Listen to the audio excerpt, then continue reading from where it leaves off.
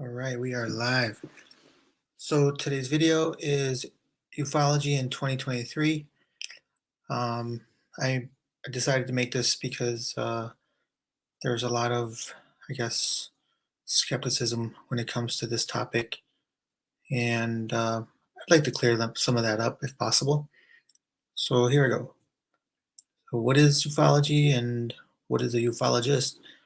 Well, ufology, plain and simple, it's the study of UFOs or UAPs or flying saucers.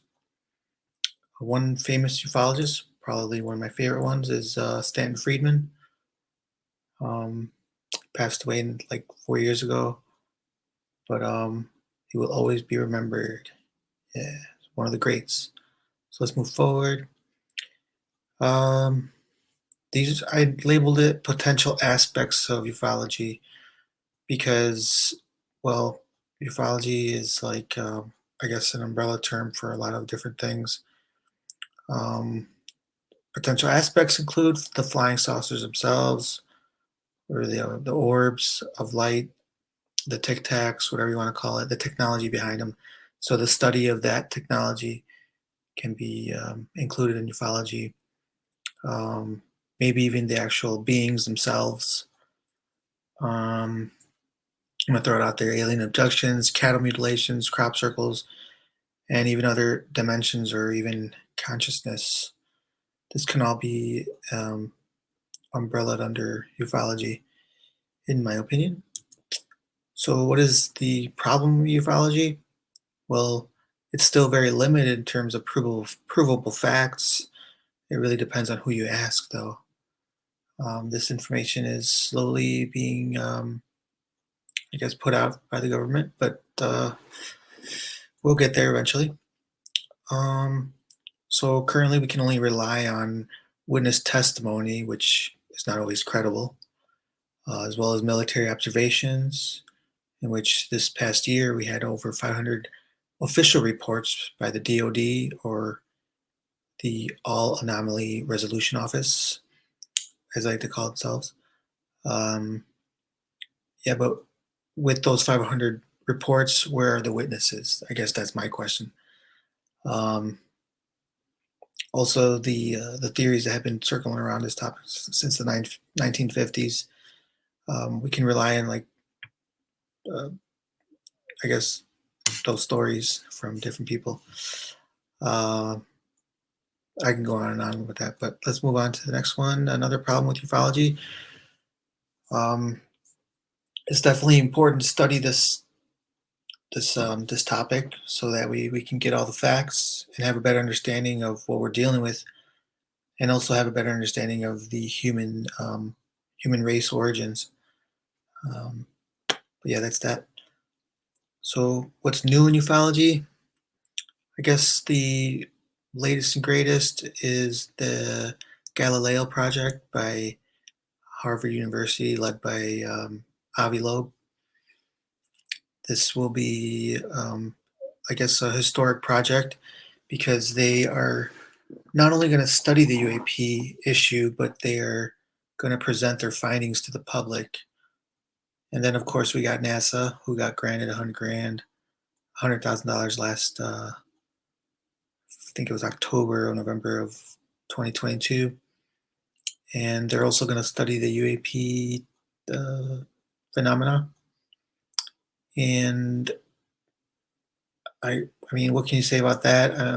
Everybody knows NASA's nickname is Never a Straight Answer, but that's only because they haven't really been forthcoming with what they've seen, I guess, while they were in space and stuff.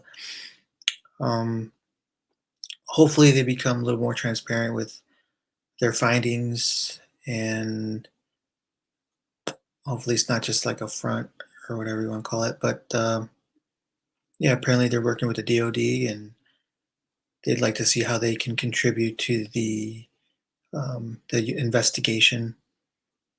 Um, if you want my opinion on that, they can start by observing the ISS, International Space Station live feeds.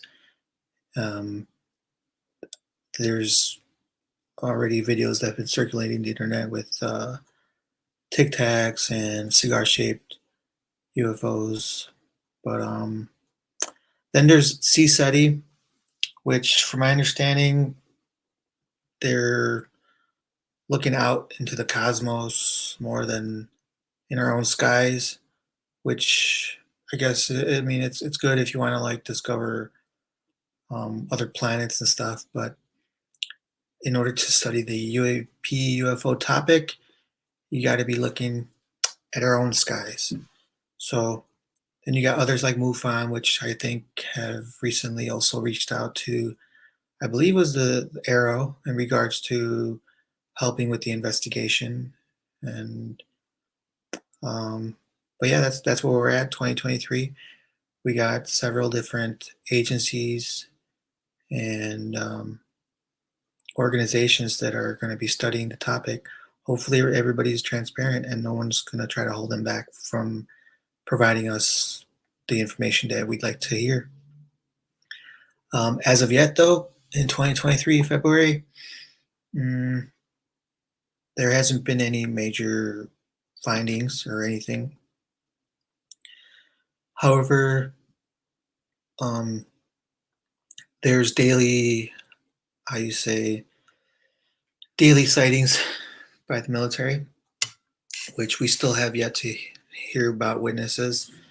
And I would say that it's time is now to start coming forward and start sharing what you witnessed. More or less, this can be a message to Air Force personnel, military personnel, even FAA pilots. Um, have those phones ready. Start recording what you see. Start posting it. Start sharing it. Sure, you can turn it into Arrow, but they're not necessarily going to allow the footage to be released. They're just going to document it as a reported case. Um, I believe the best way to report UFOs is record it, share it, post it. It's in our hands. It's not necessarily in the government's hands. So moving on. Is ufology a science? Well, you got many people like Mick West and other skeptics out there who claim that it's not it's not a science because there's not enough reliable or verifiable data, according to them, and according to what's been released to the public as of yet. Um, but first, we do have to understand what a science is. In order for something to become a science, you must be able to apply the scientific method. That's gather evidence, make observations, take measurements, experiment, test, and make a hypothesis. An example of a good hypothesis will be if you look up in the sky for 30 seconds, you might see a UAP. It's just an example, not necessarily a fact. So, is it a science? I guess maybe we can ask Einstein, um, or you can ask Avi Loeb and other scientists, physicists um, that are part of the Galileo project.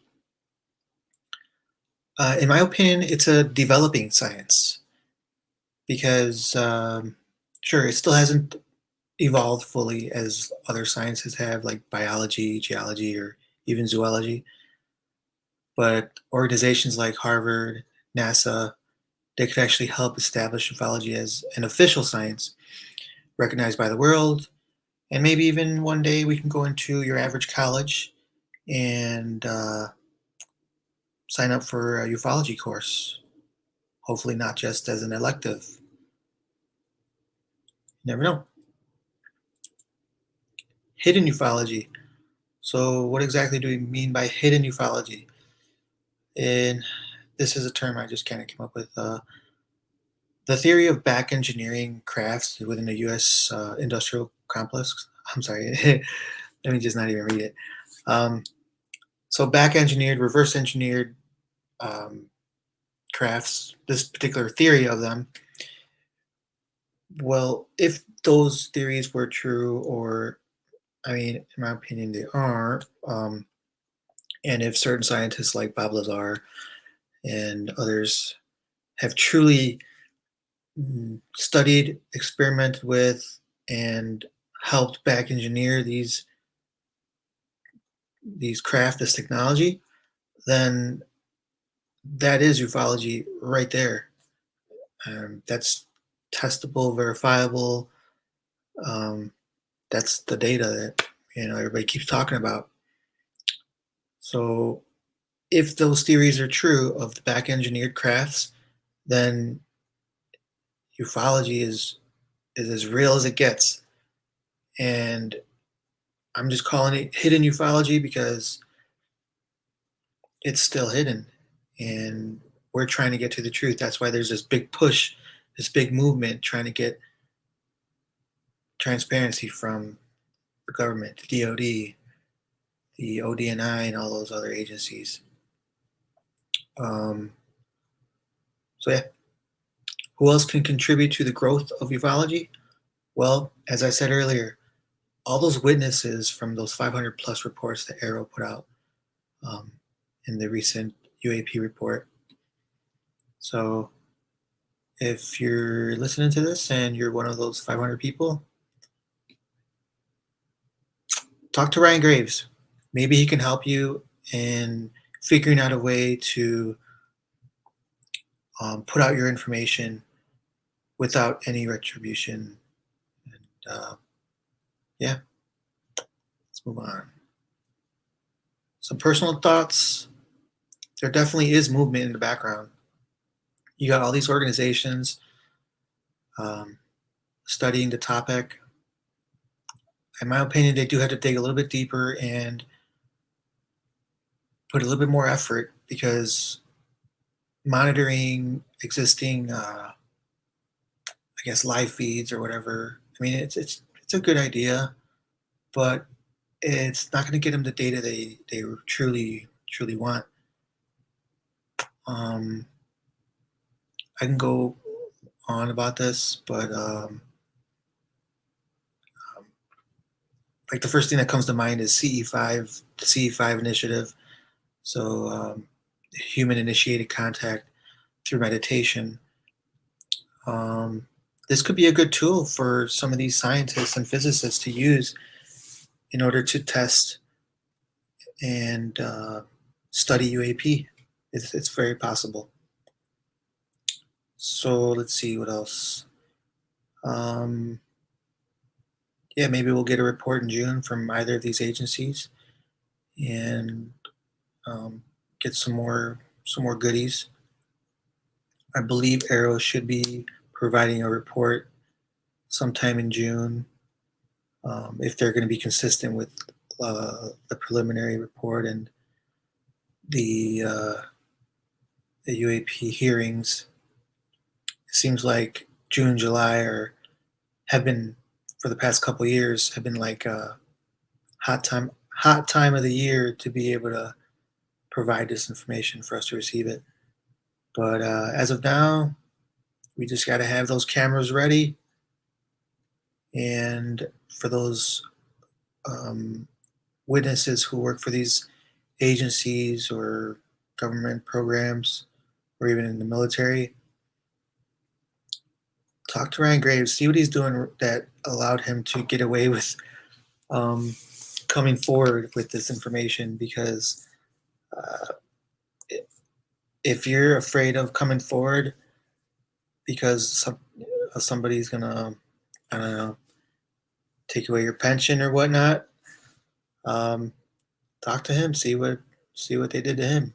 I doubt they did anything. So those are my personal thoughts on ufology. I'm going to be putting more content out, and as I start to improve my my videos, I'll be doing different programs, adding some video clips and things like that. But for now, I hope that people are able to enjoy what I'm presenting. And I got one more little slide here. In the wise words of Michio Kaku, um, I've never seen a gamma ray, but I know they exist. And so that's just a little message to the skeptics and people who, I guess, aren't ready to acknowledge the existence of other forms of life, whether it be an intelligently controlled silver orb, glowing ball of light, flying saucer, or actual beings, beings of light, or gray aliens, whatever you want to call it. It's 2023. Let's see what the future brings. But we can't be skeptical about it. We have to go forth with an open mind and be ready to have our socks blown off, to say the least. All right, so that's the video. Thanks for checking it out, and we'll catch you on the next one.